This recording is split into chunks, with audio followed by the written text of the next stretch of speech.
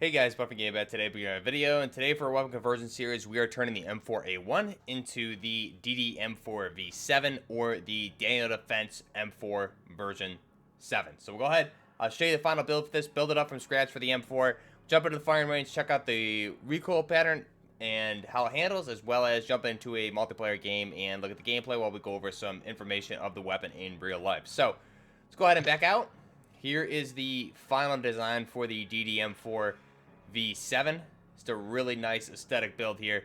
Really glad we were able to make something similar to this in the game here for Modern Warfare 2. So let's go ahead and back out and we'll build this up from scratch. So first off, what we're going to want is obviously just the M4. You can use any blueprint here depending on if you want to retain the blueprints style with it. But for this one, we're just going to use the base M4 build here. And going to the gunsmith, so the first attachment here we're going to want is we're going to leave the muzzle at the base, leave it with the standard flash suppressor that comes there on the M4. Barrel option, we're going to want the 419 millimeter EXF barrel. That'll give us the damage at range, hip fire accuracy, bullet velocity, cons being the aim down sight speed, and the hip recoil control. Now, in real life, the barrel option for this, or the barrel length for this, is going to be 16 inches or 406.4 millimeters. So this one's a little bit extended, but it is the closest handguard option as well as length we can get here in the game. So we'll go ahead and select that. Now for the laser option here, just because a lot of the promo art for this thing in real life is showing various attachments here, the one I happen to like that I saw is going to be the flashlight attachment. So I'm going to run the DXS Flash 90. I believe this is the brightest flashlight you can get on this.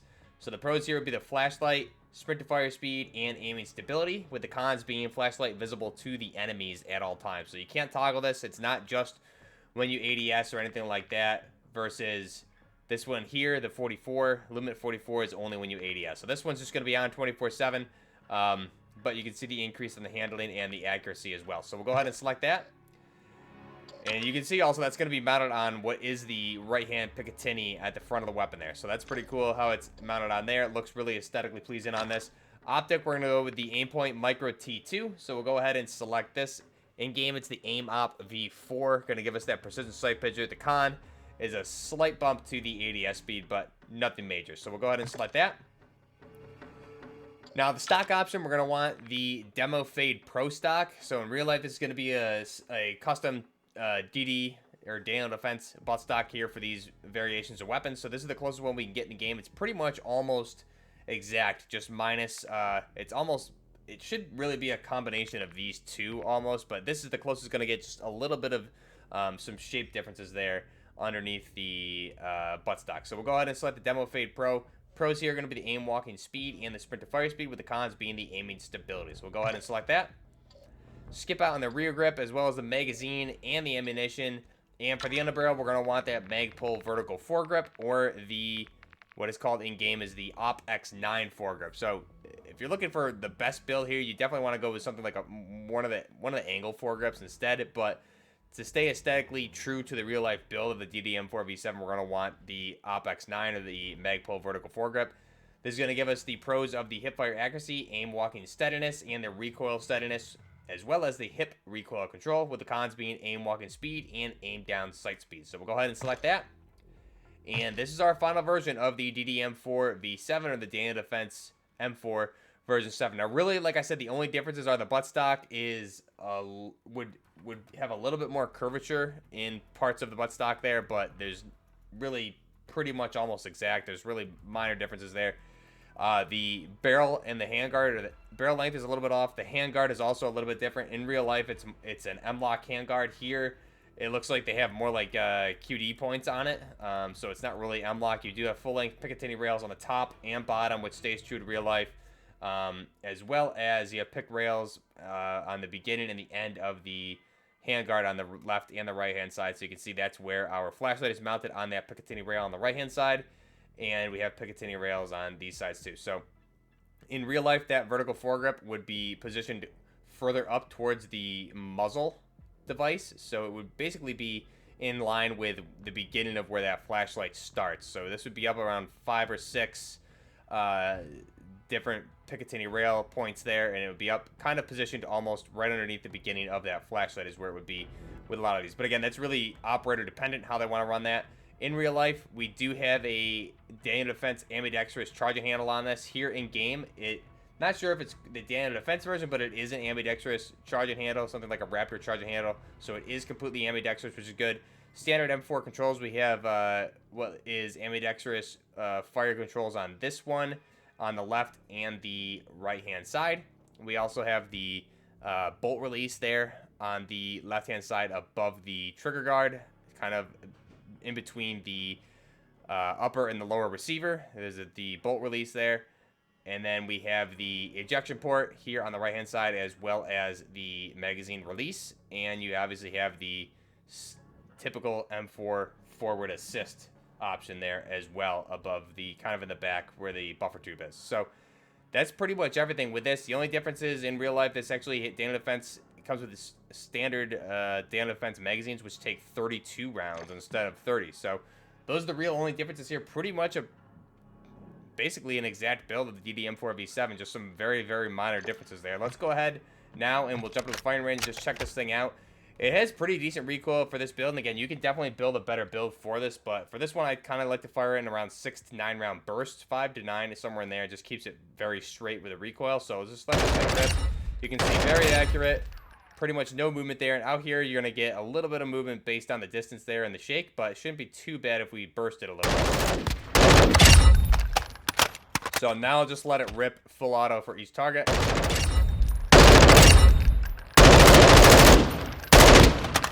So you can see that a little bit of horizontal there. You can probably make up for that with a different grip. And that was like pretty terrible aim, but you get the point there. These targets are good. This is definitely stretching the distance, I feel, with this particular optic and the grip that we have on this, but still not bad. Go ahead and look at the recoil control here. Now, I already fired this, so I'll fire it again and kind of show it side by side. So you can see it's going to go basically straight up, hard, 90-degree right turn, or left turn, excuse me, and then straight vertical again. And this is controlling it. So let's just let it rip again here without controlling it and take a look at the recoil panel. So you can see they're pretty similar, not quite as drastic of a turn as we had there, but it's still going to take, you can see the shots just kind of hit a little bit differently, so it's still going to go vertical for around the first 9, and then 90 degrees to the left, and then vertical again. So let's try and control it here. So there we go. Pretty accurate. These are all center mass shots. Not too bad. Let's try that long target one more time. Beautiful. So this is our DDM4 V7. And you can see also the flashlight option. Because it's always on, you can see how bright it is. Really, it's not going to do you too good unless you're like up close. So up here, it's not even visible. So it doesn't really look like a sniper glint or anything like that when you are running into it. So it's not that bad. Jumping to the gameplay here, we're playing Hardpoint on, I forgot what map it is. It's the one with all the water. But again, Hardpoint, good game here. This particular build, it's a little bit odd to get used to. I didn't really take all the time I needed to get 100% used to this and how it needs to handle in the playstyle. But it is a really good weapon. Just the mobility and things like that just seem a little bit off. So I didn't take the time, like I said, to get 100% used to it. But it's definitely has some downsides because of the longer barrel length and some of the grips and things like that on there. But again, there's a lot of mid-length firefights that I'm going to win. It just seems like some of the firefights, I would say the best thing to describe is it's inconsistent. And really that comes down to a lot of the close and mid-range firefights are just, you'll see it in probably a little bit in some of this game, but there's some close-range firefights that you just lose for whatever reason when it looks like you should win it. So it's definitely a little bit inconsistent, but overall, still a very good weapon. And again, it looks very aesthetically pleasing, very tactical. So overall, great weapon and a really great build. So I'm glad they put this in the game. Now, looking at some real-life information about the DDM4 V7 here. Now, there is a couple different... There's a V9, which is out also, which has a slightly different handguard on it as well. Overall, they're both very, very similar weapons as far as the builds go. I think the V9 has a little bit different of a handguard, like I said. But pretty much very similar. So, if we look at the weapon... Here, in real life, it is manufactured by Daniel Defense. Obviously, probably the #1, if not one of the best, if not the best, manufacturer of the AR-15 platform these days. The mounting system on the handguard, like we said, is going to be M-LOK. However, here in game, it's looks like more QD mounting points.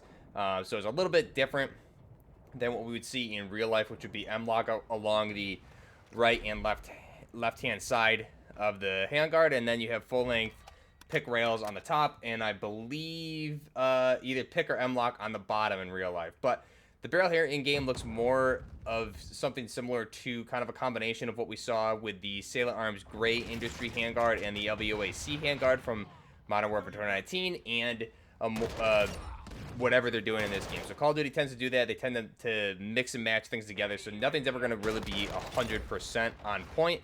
Not sure what the reasoning for that is, paying for the rights or whatnot, but it's not the exact handguard that we would want. So it is a little bit of a mix. Caliber is 5.56 by 45mm NATO. The muzzle thread on this is 1.5 by 28 TPI. That's threads per inch. The gas system is a mid-length gas system. Barrel length is a 16-inch or 406 millimeters. So in game here, like we said, the barrel length is a little bit longer. The barrel we have selected is 419 millimeters, so that comes in a little bit longer than real life, but again, the closest we can get here. The barrel profile in real life is going to be a government barrel profile, with the product weight unloaded is going to be 6.2 pounds. So it's a very light weapon, and again, just very ergonomic in real life. It looks great. The length overall is going to be 32 inches, between 32 and 35 inches. That's going to be based on the buttstock and what position the buttstock is positioned in. Because it is a telescopic buttstock, you can position it in typically 7+ different notches there for the user's preference. The magazine is going to be a Daniel Defense magazine. The cool thing about this is that it is a 32 round box magazine. So there's a custom magazine by Daniel Defense, detachable box mag. 32 rounds. So I believe that means that the magazine itself is holding 32 rounds, and then you have one in the chamber, so a total of 33 rounds. Or it could be one in the chamber and 31 in the magazine for a grand total of 32. So I'm not sure specifically what it is, but I believe the speed system is 32 round magazine. So that would be 33, including the one that's in the chamber for the weapon. Now, if we look at the muzzle velocity for this, is going to be 827 meters per second, or 2,714 feet per second. The ammunition bullet mass type is going to be 62 grain FMJ. So 62 grain is a pretty heavy round. I believe that's like pretty much fully loaded to military military caliber, whether you would load up those heavier rounds. So 62 grain is a good military bullet right there, or law enforcement. You can also get these as a civilian as well, obviously. Effective firing range is going to be 400 meters or 437 yards. The maximum fire range, we don't have the information on that. This is obviously a 16-inch barrel, so it's going to be somewhere in between what you would see on a 20-inch and a 14.5. Similar to other 16 inches, I'm assuming. But again, this is also dependent on, you have a 62 grain round, so it's gonna have more energy behind it. So muzzle energy for this weapon is actually 1,374 joules, which is pretty interesting. And if we look at the measurements here, we talked about the weight being 6.2 inches, or 6.2 pounds unloaded for the weight. We talked about the length. The height, Daniel Defense does not list that on their website, and that's, again, where I'm getting all this is from the Daniel Defense website. The rate of fire is semi-auto to full auto. Again, this is dependent on military, law enforcement, civilian use, all of that. And the sights, they have the Daniel Defense flip-up iron sights, so full-length, military standard Picatinny rails as well on the top rail. So again, that's going to be able to mount your front and rear sight posts. And the stock information is a Daniel Defense buttstock, which is a glass-filled polymer with soft touch overmolding. So great weapon here. It looks really cool. Not only does it look cool, but it performs really well in real life. Again, a lot of people that do the reviews on this thing in real life, like TX Arms and things like other YouTubers who shoot this thing and give the reviews, really like the ergonomics of this weapon. And I think I would have to agree with them. I haven't shot it myself, but the M4 platform, AR-15 platform, is a great platform overall. I've shot quite a few of them, and this one just looks very, not only is it lightweight, but it just looks very ergonomic. So really excited to hopefully, maybe I'll drop the $2,098 for one of these someday. So that's what you can get this for. DDM4 V7 over on Daniel Defense website is $2,098. So you can own one of these yourself. If you're enjoying the content, let me know down below in the comments what kind of builds you're using for the M4. If you're using different attachments on the DDM4 V7, what optics, muzzle attachments, underbarrels, things like that. And again, if you're enjoying the content, be sure to like the video, subscribe to the channel. It definitely helps out smaller channels like myself. I have all the social media information down below in the description. We have Instagram, Twitter, best places to get a hold of me. Also have the Twitch link there, which should be picking up here with live streams at some point here in the near future, as well as Buffmas coming up here over the holiday season. So we'll be doing that again finally this year. We didn't get a chance to do it last year, had some things going on. So we'll be picking up with Buffmas again this year. I'll be announcing that upcoming here as well. And then we also have the Discord link down below in the description as well. So we have a pretty good community there. I think we're almost at 500 or more already. Really good community there. A lot of people talking about different weapons, conversions, military stuff, general gaming, all of that. So if you guys are interested in that, go ahead and join up on the Discord down below. And again, let me know your thoughts on this weapon. I really enjoy this weapon. It's a great weapon. M4 is just a great build all around. However, I think a Warzone specific build of this would differ slightly, and I'll probably wait and cover that for a specific Warzone video, because I did have a pretty effective build with this that I was running in Warzone, which is actually pretty beast. So I'll have to post that eventually. That'll be probably its own Warzone video. Let me know down below what kind of weapon conversions and things like that you want to see in the future. Leave ideas, things like that that you've made on your own. Give me those conversion ideas, and we'll be sure to add those to the list if I don't already have them. Also, should be live with an episode of The Scope tonight here on the channel live stream. So this video should probably be coming out after that live stream. But you can check out the live stream. I'll leave that VOD up here on the channel, as well as link down below to the Scope's channel, where that'll be re-uploaded. You guys can watch that tomorrow as well. So next time, this is Buckner Gaming with the DDM4 V7 or the Daniel Defense M4 version 7. Till next time, Buckner Gaming, out. Hardpoint compromised.